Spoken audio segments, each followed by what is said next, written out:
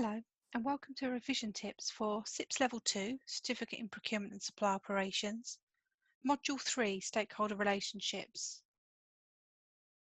This covers Learning Outcome 2, which is to know the key market factors that impact on a procurement and supply function. So let's start by looking at the key economic sectors. And there are a number of ways that you can look at this, by activity or by ownership primarily. So if we look at by activity, we've got the primary sector. These are people that farm and extract raw materials. So it includes agriculture, forestry, coal mining. And then you move on to the secondary sector. They manufacture raw materials into products.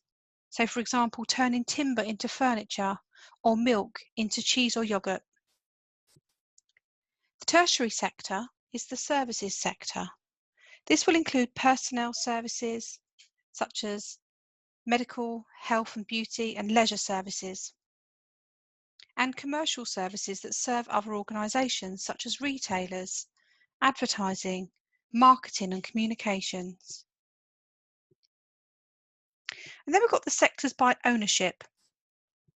The public sector are organisations that serve the public, including local government departments such as parks and refuse collection, national or central government departments, and central government departments such as the Treasury, Defence and Education. They're funded through taxation, and their primary objective is to deliver essential services. The private sector is driven to make a profit. They include sole traders and partners, as well as limited companies. The organisations can produce goods or services and can be multinational companies or just independent retailers. Now, sole traders and partners are not incorporated, whereas limited companies are. By incorporation, you mean you create a separate legal entity, which means the business is separate from its owners. The two different types of incorporated companies are PLCs and LTDs. A PLC stands for a public limited company. That doesn't mean it's public sector, it's still private sector. And the LTDs are limited companies, they're private limited companies. The only difference between the two is that the public limited companies float on the stock exchange. And then the third sector, sometimes known as the not-for-profit. These people essentially fill the cracks that the private and public sector don't pick up. They usually have a specific reason to exist, such as a charity or a housing association that's trying to resolve an issue such as homelessness. They're funded through voluntary contributions, and their objective is to bring social wealth. So have a think about what sort of organisations these are. Are they public sector, private sector or third? And are they primary, secondary or tertiary?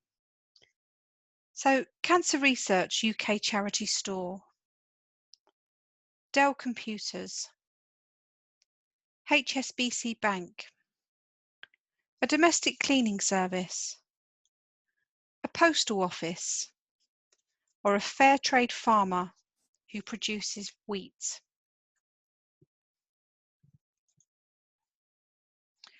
We're now going to look at supply and demand. We'll start with some definitions first. Demand is how much of a product or service is demanded by customers. Now, the law of demand states that the demand for a product decreases as the price increases. So quantities can be plotted against price points on a graph.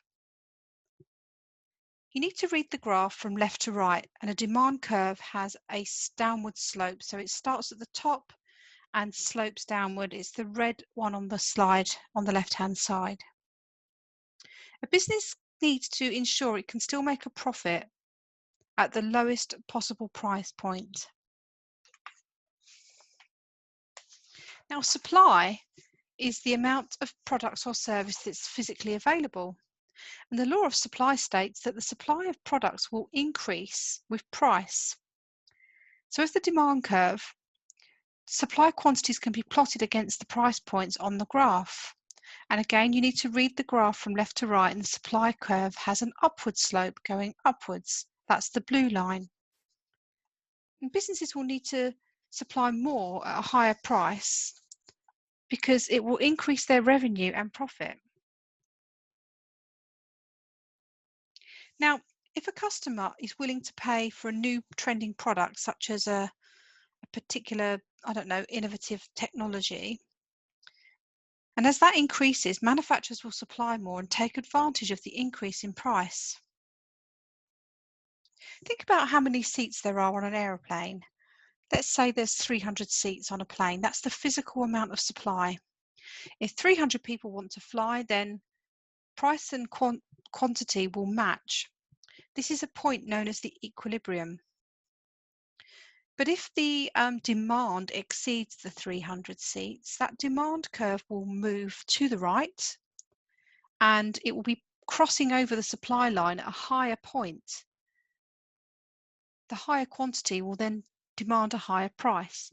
And the reason that the price goes up when demand exceeds supply is because we're trying to bring it down to meet. Equally, when supply is in excess of demand, generally the price goes down because we're trying to bring demand up to meet the available supply. So the equilibrium is the point at which supply and demand curves cross when plotted on the same axis. It's a theoretical point at which the quantity of products produced exactly matches the quantity required by the market. Sometimes it's known as the market clearing. Businesses sell all the products they produce and buyers purchase all the goods they require. There is no excess demand and no surplus supply. So organisations try to identify this point when they're forecasting sales, but it's difficult to forecast accurately because the factors constantly change. So excess supply happens if the price for a product is set higher than the buyer is willing to pay. Excess demand is if the price is lower than the business can afford to produce it. And movements can occur in both supply and demand.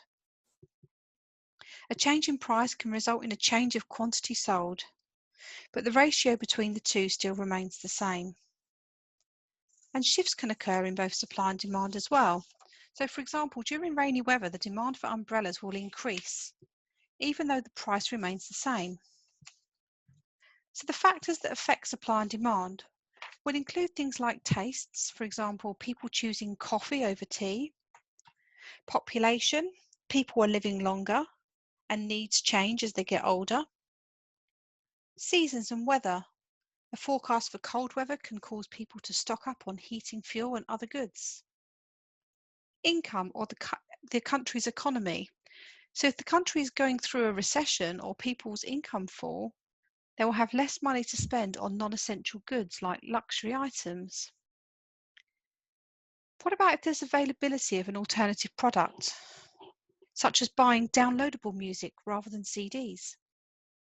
And the future expectations. So, for example, furniture stores are known to offer discounts at certain times of the year, and they state the end date to encourage people to purchase in those times. So have a think about the likely shifts, movements and excess supply and demand of certain examples, like what do you think the impact has been on cigarette demands as people choose to now use e-cigarettes and vapes over cigarettes? What impact will that have for a forecast of cold weather on the supply of things like winter coats? Or the impact of a country announcing it's going into recession on the supply curve of luxury goods? Or finally, the impact of printed books as they have on people buying more downloadable books.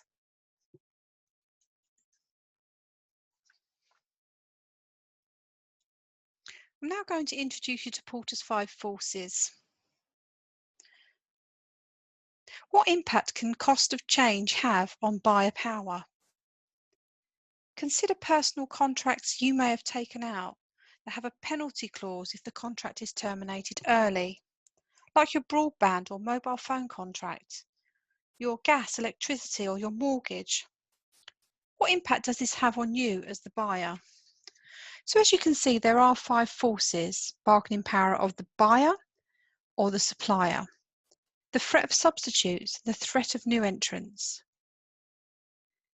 When we have bargaining power of the buyer or threat of substitute products, generally speaking, the barriers to entering into these markets are really, really high, which means that there's only one or a handful of suppliers.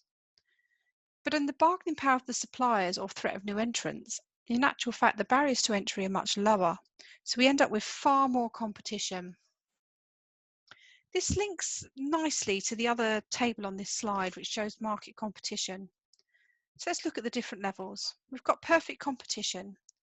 I would link this to the bargaining power of the suppliers from the Porter's Forces model, because there are many businesses offering identical products or services, and it's easy for new businesses to enter, but the business doesn't have to have control over the price.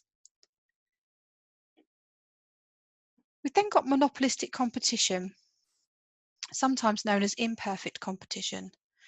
This is where there's an imbalance in the market due to differences between the products. Businesses will often differentiate their products, and customers will therefore develop brand loyalty. So I would link this to threat of new entrants from Porter's Forces model. There are suppliers out there, but their products are slightly different. That's what makes it different from perfect competition. Now, oligopoly is a situation where there are, let's say, 5 large companies in a sector, and they account for more than 50% of the market. The dominant businesses influence the market price. There may be some smaller businesses in the market, but they don't really take much of the market share. Now, one form of an oligopoly is a duopoly, the most basic form where 2 main competitors dominate the market. Their products can be different or identical. It's really difficult to enter the market. The barriers are high. And I would link this to the threat of substitute products from Porter's 5 Forces model. And the final one is a monopoly, where there's only one company in the market with no major competitors. In theory, a monopoly applies when the company has 100% of the market. However, in the UK, a company is deemed a monopoly if it has more than 25% market share or excess control over the market. So this links to bargaining power of the buyers from the Porter's Forces model. So let's look at product life cycle next, also known as market growth and decline, and it can be represented as a curve on a graph. So products are like people. They go through stages of being born, they grow, mature, and decline. So in the first stage, the introduction stage, products and services are launched onto the market, and the sales can be quite slow. Most sales are first-time buyers. The growth phase, you'll see sales increase rapidly as more people hear about and buy the product or service. It will hit a maturity point and eventually move into decline when the product or service is out of date and a new one needs to replace it. At this point, customers are likely to be repeat buyers. Now, the extent to which introduction and growth happen will depend on the sort of structure or the pricing strategy that a supplier takes in the very early stages. You can either go in with something called a price penetration strategy, which is where you come in with a really cheap price and you maximize market share really, really quickly. So price is low, people are desperate for a bargain. And then as they go into the growth stage where people are now more familiar with the products and services, they can then put the price up and warrant a higher price.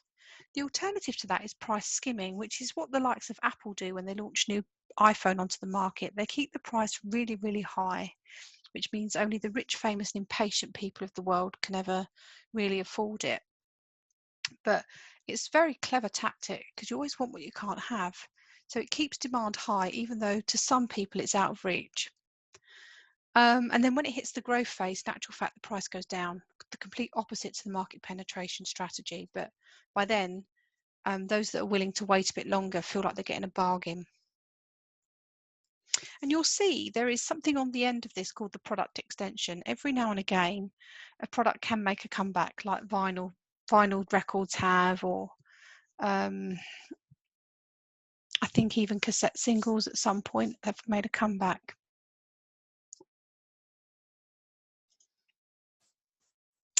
And we're just now going to talk about marketing, who has the responsibility for identifying, anticipating, and satisfying customer requirements profitably.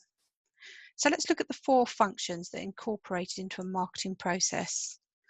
Firstly, market research. This can include interviewing, questionnaires or surveys to find out more about the customer's needs. Advertising through television or radio or printed literature to make customers aware of the product or service.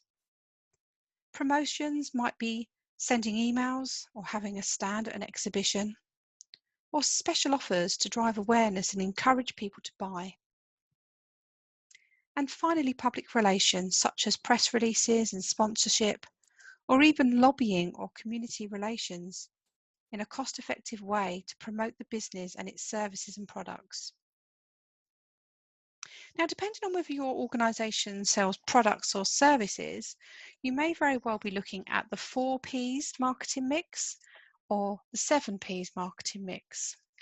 So the 4 Ps for products will look at the product, the price, the place, and the promotion. So product will be purchase what product is going to solve an individual's needs.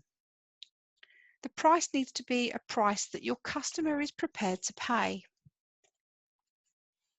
The place wants the item to be available when and where the customer wants it.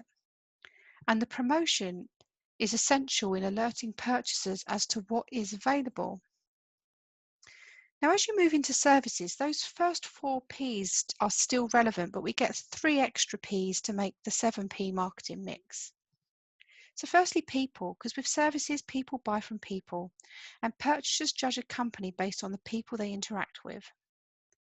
And processes must be smooth from the first contact to receiving the purchase, otherwise purchasers may look elsewhere. And finally, the physical evidence, the way a business presents itself, whether that's online or in store. Thanks for watching.